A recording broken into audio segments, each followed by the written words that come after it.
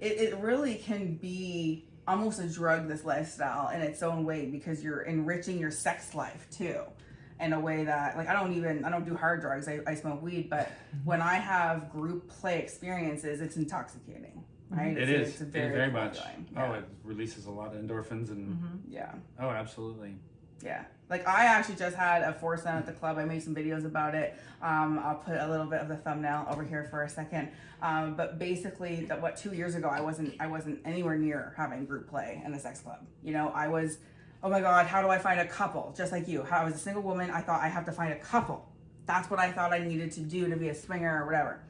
Now I'm a single girl, and like couples, I'm like, yeah, okay, sure, we can add a few, right? Like, we'll add this couple, maybe this bull, which is like a single guy, right? And so it's more of a, you know, mix and match mixer type of swinger life than the swapping that couples do. So that's something I liked about the lifestyle, is that you make of it what you make of it. You're not stuck with these traditional roles. And I think in the mix and match formula, you can also try little pieces of things. You don't have to bite off the whole piece. Yeah.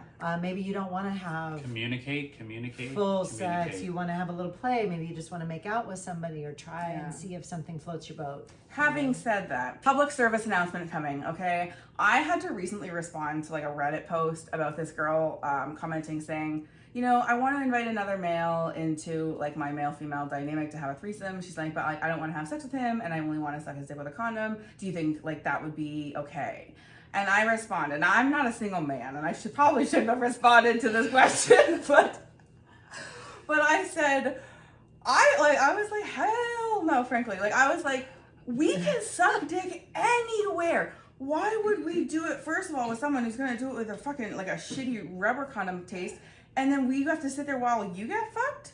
Like, we're not these, like, we're not here to, like, service people. Even men, I think, some men like that idea, sure.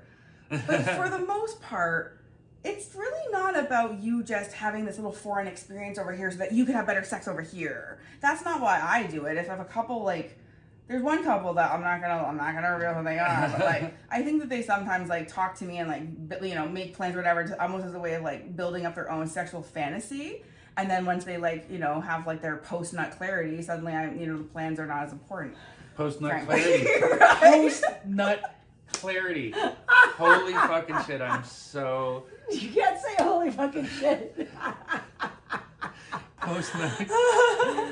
Wow. PNC. So, end of my PSA, but I just think that sometimes when you're inviting somebody into your dynamic, you almost have to think of it like a job description, to be like, who's going to put their resume in for this? You know, like, who's going to be like, sure, I want that. Think about that. You know, they bring up a good point, though, because some couples don't do it for any reason other than the part of it that's great. You know, don't do it because you think it's going to fix a relationship. We have witnessed way too many couples in our lifetime that started out as friends of ours, and it was like, you know, don't do it for the wrong reasons. So that's a little ominous. So can you say, so have you seen people burn out of this lifestyle? Absolutely. Oh, sure. And can you speak to what may have caused that, such as what you just said, do it because you want to or whatever, right? I don't think we could speak to someone else's situation. We've just seen it happen. Okay. We've seen people go a lot because they're having problems and it's filling a void. I see. And they're maybe avoiding dealing with the issue at hand.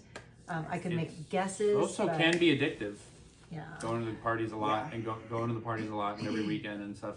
So, you know, and you can go through a phase of going all the time. I mean, in all the years we've done it, we've definitely gone through phases where we went a whole bunch, and then we went years without like Really? not going to like a big party because we had friends. So you'd see friends, you know, you go on dates with friends. Yes, and it's not such a huge component for us. I mean, if you talk about a 33-year lifespan, it's not a component for us that we have to do it all the time.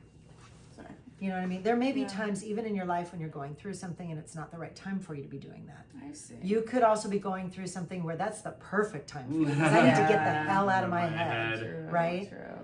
So it's very much flowing. There's absolutely been... So it's not an in or out thing. You're not a swinger or you're not a swinger. You can be a swinger for a bit, or you can, you know, pull back. Yeah. It's a lifestyle. We've had a girlfriend before where maybe for an entire year we were monogamous to a girlfriend. Wow, you two had a girlfriend. Fascinating. Are you like 5. Several times. We've done it a few times. Several times. It always starts out as an accident. It's an interesting ride.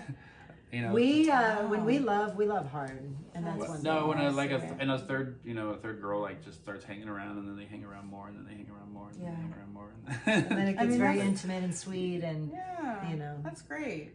That's great. Having enough love to share is fun. Polyamorous relationships are super awesome. Ours were I think different than people who just casually date. Yeah, I mean, it's fascinating to hear that. Even to somebody with a lot of experience in the lifestyle, to hear that you don't have to just be a committed person. Like, you can be like, yeah, I'm going to try it for a bit. Then I take a break. You know, like recently I took over a month off of Oasis, and I'm like, I felt a little bad. Like, I was like, what does that mean? But it meant I needed a break from Oasis, and then I went back and I had a great time. So, you know, sometimes you do need to have a cleanse. Sometimes you need to recalibrate what it is that you're looking for. Mm-hmm. You know, there was a time in this lifestyle when I was looking for daddy dams to, like, you know, put me in a position and do certain things in my throat. Now, not so much.